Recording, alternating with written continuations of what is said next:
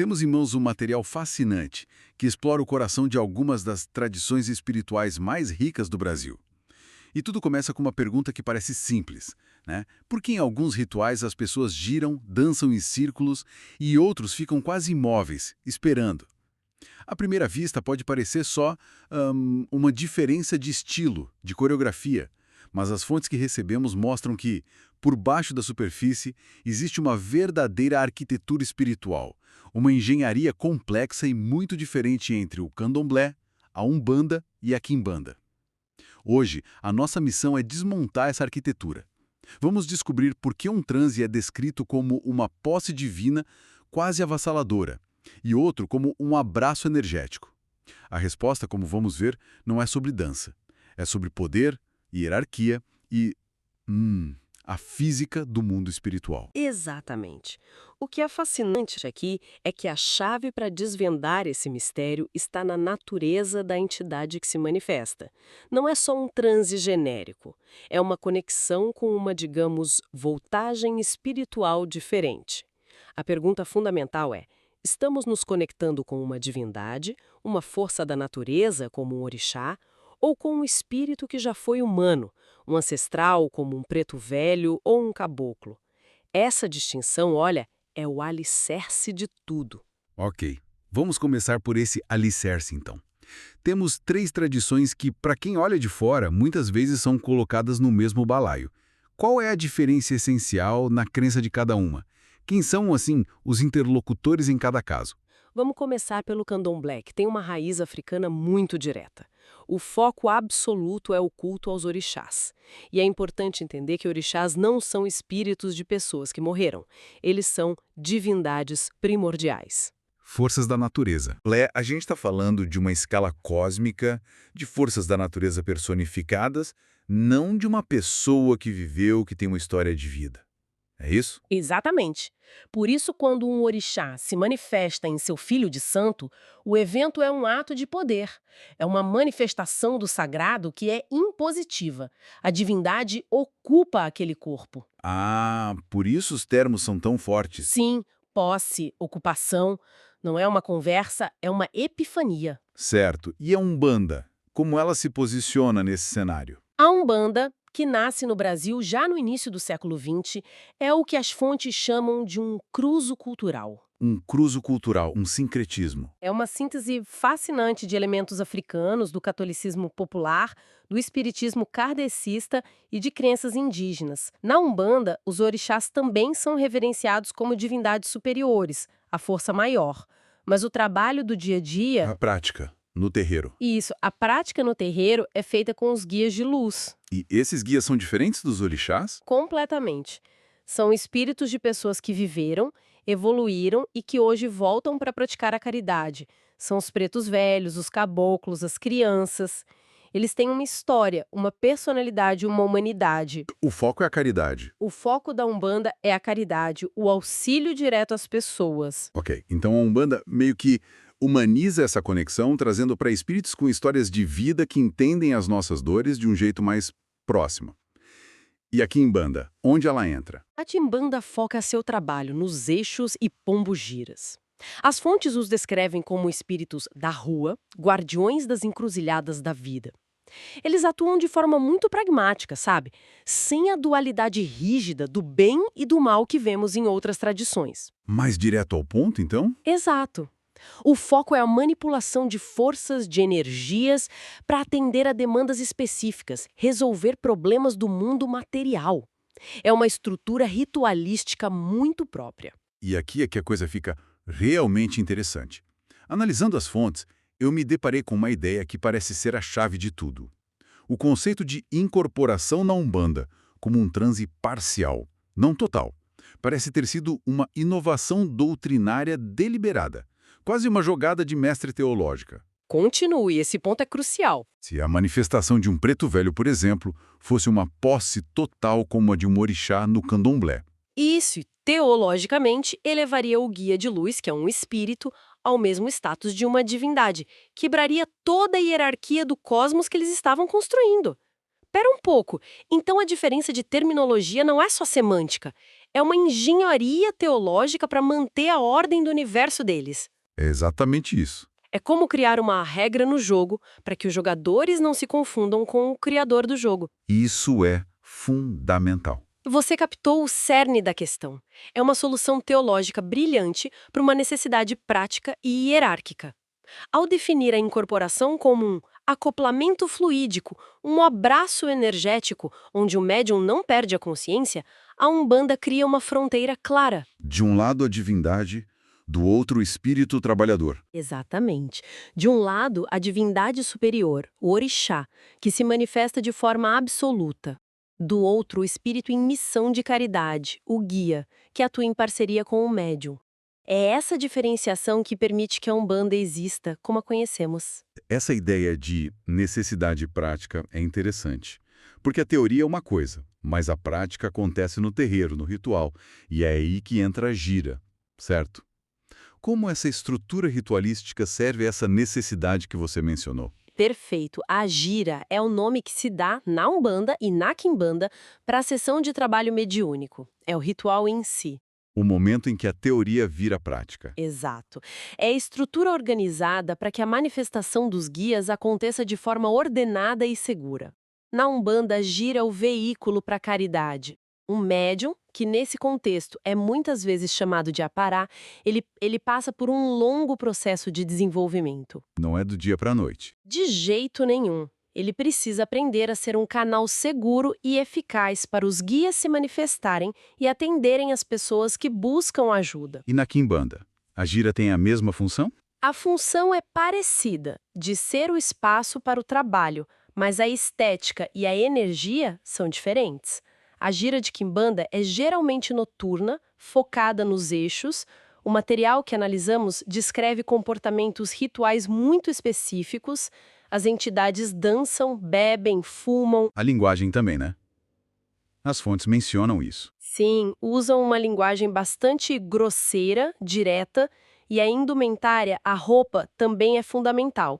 Capas, cartolas, punhais, tudo isso faz parte da identidade e da força da entidade. Então a estética, a performance, é parte da manifestação da força da entidade. É um teatro sagrado com um propósito bem definido.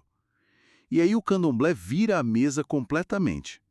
A fonte é taxativa, diz que não é comum colocar a pessoa para girar para que o seu orixá chegue. Por que essa recusa em induzir o transe? Em usar uma técnica? Porque, como falamos, isso estabelece uma fronteira teológica importantíssima. No candomblé, a chegada do orixá é um ato de poder da própria divindade. É uma honra, um evento epifânico, algo que acontece de cima para baixo. A beleza está na espontaneidade sagrada. Entendi. Induzir o transe com giros seria visto como um ato humano tentando forçar ou apressar uma manifestação divina. Isso tiraria toda a força do sagrado, não é? Seria como tentar dar uma ordem para uma divindade. A ideia ali é que a manifestação do orixá é um evento que acontece por si só, quando ele quer, e não algo que você chama ou puxa. Exatamente. Seria diminuir a natureza sagrada, impositiva e absoluta da ocupação. É uma defesa da pureza da manifestação divina. A manifestação tem que partir do orixá, não ser provocada pelo médium. Entendi a perspectiva teológica, mas para um cético, isso poderia soar como uma justificativa para algo que eles simplesmente não sabem como induzir tecnicamente. As fontes abordam essa crítica? É uma pergunta pertinente. As fontes não abordam isso como uma crítica, mas como uma afirmação doutrinária. A lógica interna da religião é que não se trata de saber ou não saber uma técnica.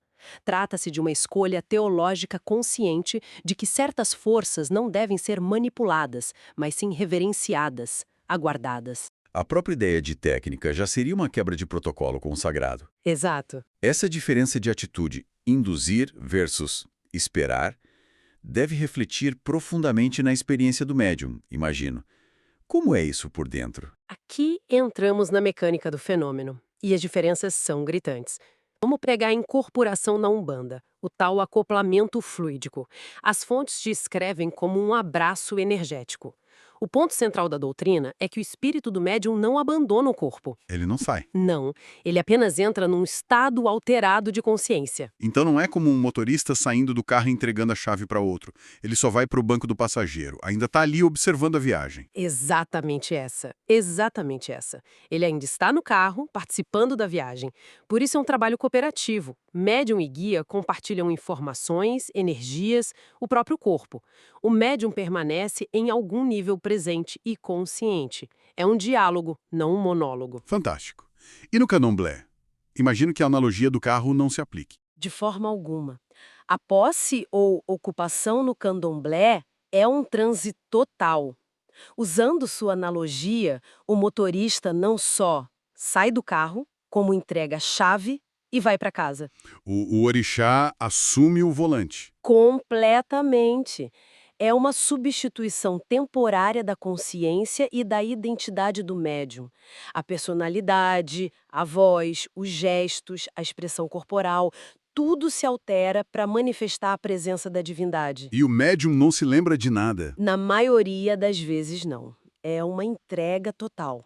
E o material faz um paralelo muito interessante com o espiritismo. O próprio Allan Kardec, que foi o codificador da doutrina, e era muito cético com a ideia de possessão, Sim. mais tarde, como dizem as fontes, por força dos fatos, teve que admitir a possibilidade de uma verdadeira possessão. Uma situação onde um espírito poderia substituir a consciência de um encarnado.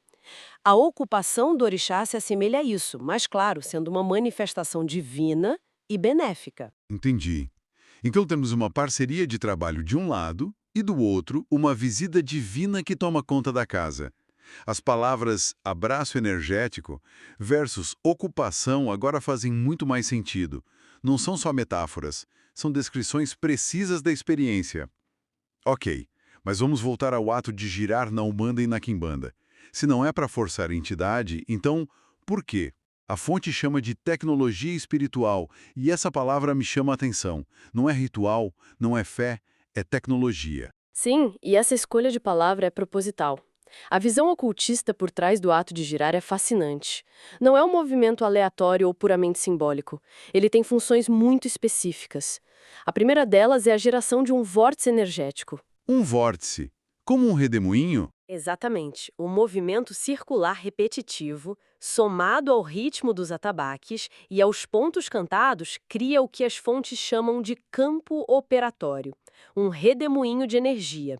Esse vórtice concentra a energia do ambiente e do próprio médium, e isso aumenta o que se chama de permeabilidade áurica. A aura fica mais porosa. Isso, mais porosa, digamos assim, mais receptiva ao que vem do outro lado. Ok, faz sentido. Prepare o campo. Qual a segunda função? A segunda é a aceleração vibratória. A ideia é que os guias espirituais vibram numa frequência energética muito mais sutil e elevada que a nossa. Para que a conexão aconteça, o médium precisa sintonizar essa frequência mais alta. É como um rádio. Você não consegue ouvir uma estação AM se o seu aparelho está sintonizado em FM. É uma ótima analogia.